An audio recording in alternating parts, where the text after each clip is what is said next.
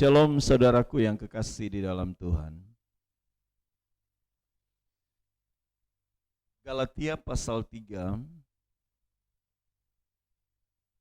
di ayat yang ketiga.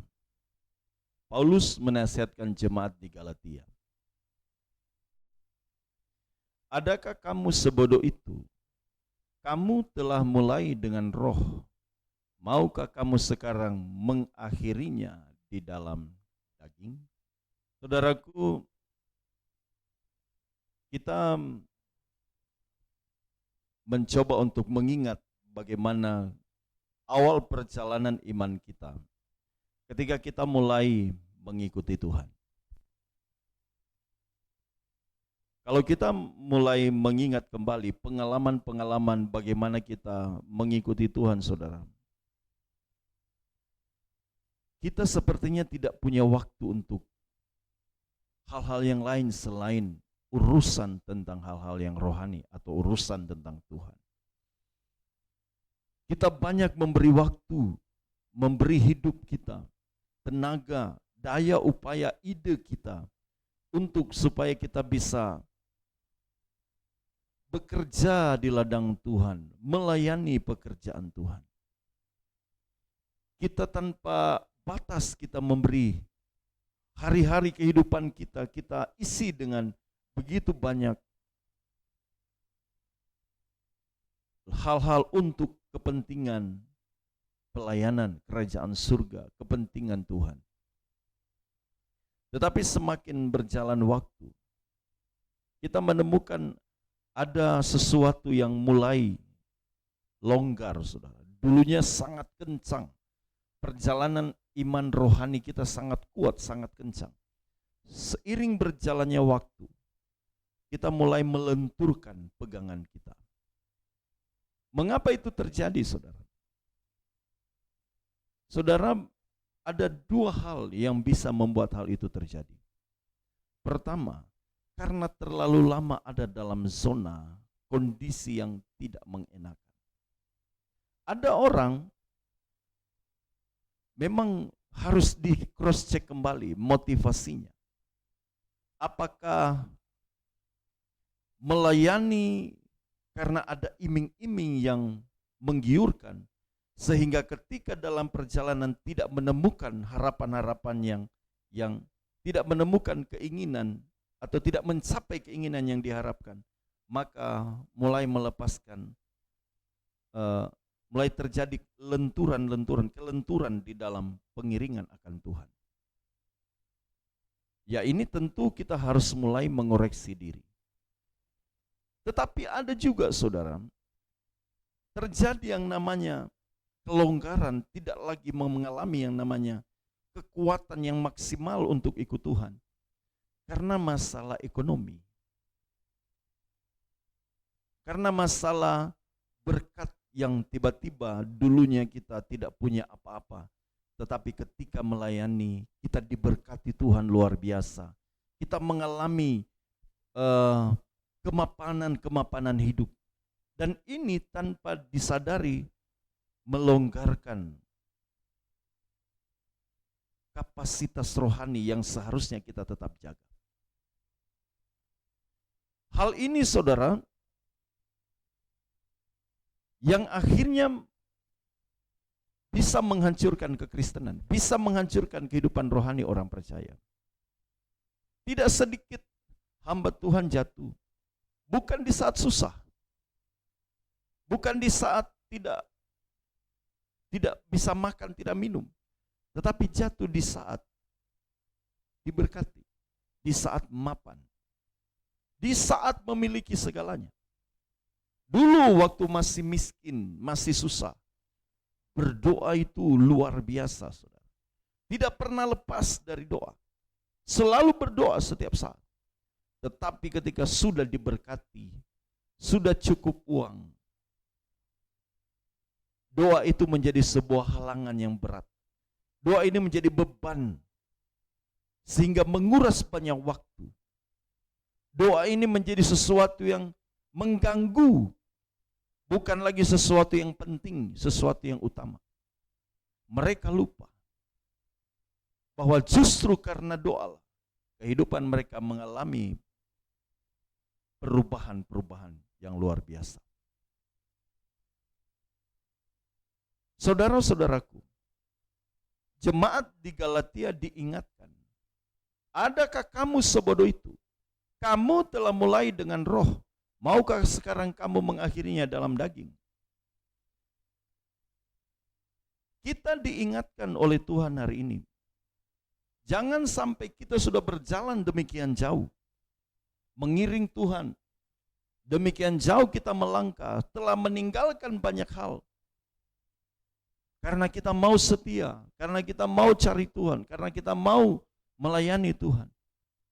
Tapi dalam perjalanan, kita seperti istri Lot yang menoleh ke belakang. Kita mengingat kembali masa lalu. Kita terngiang kembali tentang kesenangan, euforia kehidupan masa lalu. Dan kita tidak bisa menjaga diri kita. Kita tidak bisa menguasai diri kita. Hati-hati, jangan kita sementara membaca, kita menoleh ke belakang. Kita tidak menyelesaikan. Kita justru terhambat hanya karena keinginan-keinginan yang sebenarnya hanya kepuasan sementara. Yang ujung-ujungnya adalah kematian rohani kita. Jangan sampai kita sebodoh itu, saudara. Banyak yang saya melihat hamba Tuhan dulu masih belum diberkati, setiap hari berdoa, saudara. Setiap hari berdoa.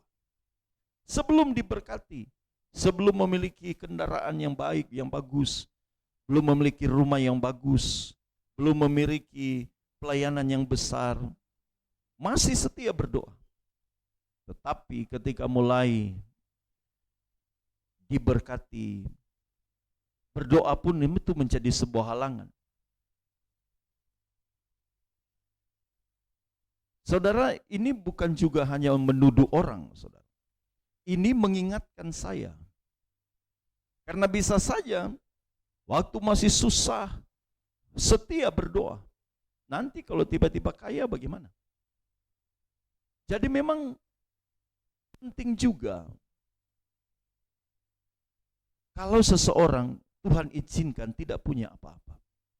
Karena Tuhan tahu kita itu gampang jatuh.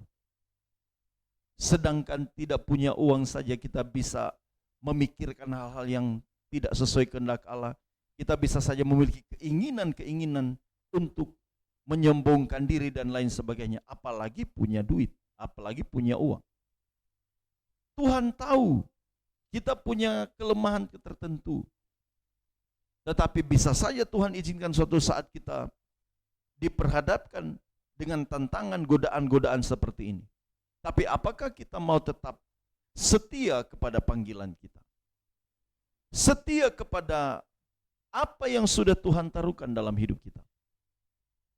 Saudaraku yang kekasih, jangan anggap enteng, saudara. Karena banyak orang merasa tidak perlu untuk melayani, tidak perlu untuk serius untuk ikut Tuhan. Karena sepertinya tidak punya efek yang kuat di dalam hidup. Berdoa, sering berdoa, tekun berdoa, mencari Tuhan, beribadah sungguh-sungguh, memberi yang terbaik bagi Tuhan. Sepertinya tidak punya efek yang kuat seperti saya sering katakan. Seperti makan cabai, langsung digigit, langsung terasa pedasnya. Banyak orang tiba-tiba mundur dan bahkan bikin dosa karena merasa semuanya berjalan, tidak ada sesuatu yang berubah. Kalau bikin dosa tidak ada penghukuman. Selama tidak dilihat manusia lain, selama masih dapat ditolerir, tidak masalah bikin dosa. Itu tidak ada hukuman yang memiliki efek yang kuat. Tetapi sebenarnya kita sementara menabur kedagingan yang akhirnya kalau sampai itu tidak berhenti dan terus berlanjut, kita benar-benar hilang dari panggilan Tuhan. Oleh karena itu, Bapak Ibu Saudara, jangan sepelekan apa yang kita lakukan setiap saat ketika kita berdoa. Mungkin saat ini ketika kita berdoa kita tidak merasakan apapun. Kita sepertinya tidak mengalami hadirat Tuhan. Kita berdoa, kita memuji Tuhan, sepertinya pujian kita kosong. Kita tidak merasakan hadirat apapun. Tetapi kita tahu bahwa semua yang kita lakukan ini diperhitungkan oleh Tuhan. Kita tidak merasakan apa-apa. Berdoa pun sepertinya doa kita itu hambar. Pujian kita hambar. Tapi kita tetap melakukannya. Jangan anggap sepele hal seperti ini, saudara. Bisa saja kita tidak merasakan apapun, tetapi Tuhan sementara menambah kapasitas rohani kita. Jadi jangan pernah ragu ikut Tuhan. Jangan pernah ragu melakukan sesuatu demi kemuliaan Tuhan.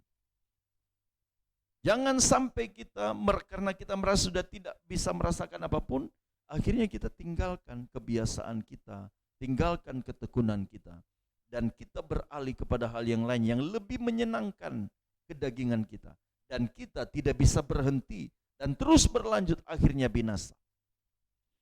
Setan itu terlalu cerdik, terlalu cerdas menjatuhkan kita. Jangan lengah, saudara. Jangan kita telah memulai dengan roh, kita akhiri dengan daging. Dimulai dari mana kedagingan itu? Melonggarkan sesuatu yang seharusnya kita tetap pegang teguh. Yang seharusnya kita terus berdoa, yang seharusnya kita tetap terus tinggal dalam Tuhan. Karena seolah-olah kita tidak merasa apa-apa, kita mulai melenturkan sesuatu. Kita mulai melenturkan doa kita. Kita mulai mencari alternatif lain demi kesenangan kita. Jangan sampai itu terjadi. Karena bisa saja, saudara, sedikit demi sedikit, justru kita semakin jauh meninggalkan Tuhan. Mari kita kembali. Kembalilah kita untuk merekatkan hidup kita dengan Tuhan. Tidak ada yang sia-sia di dalam Tuhan, saudara. Apapun yang kita lakukan di dalam Tuhan tidak pernah sia-sia. Semua yang kita lakukan, pencarian kita, kehausan kita akan Tuhan tidak sia-sia. Bagian kita adalah bertekun dan tetap terus tinggal di dalam Tuhan. Supaya kita tidak terjatuh maksudnya supaya kita tidak jatuh dalam kebinasaan. Jangan sampai kita terseret menjadi orang-orang yang bodoh, yang akhirnya yang telah memulai dengan roh, justru mengakhiri dalam daging. Jangan sampai kita mengakhirinya dengan daging. Mintalah kekuatan dari Roh Kudus, sehingga walaupun kita seolah-olah tidak merasakan apapun, kita tetap bertekun di dalam Tuhan. Tuhan menyertai kita semua. Amin.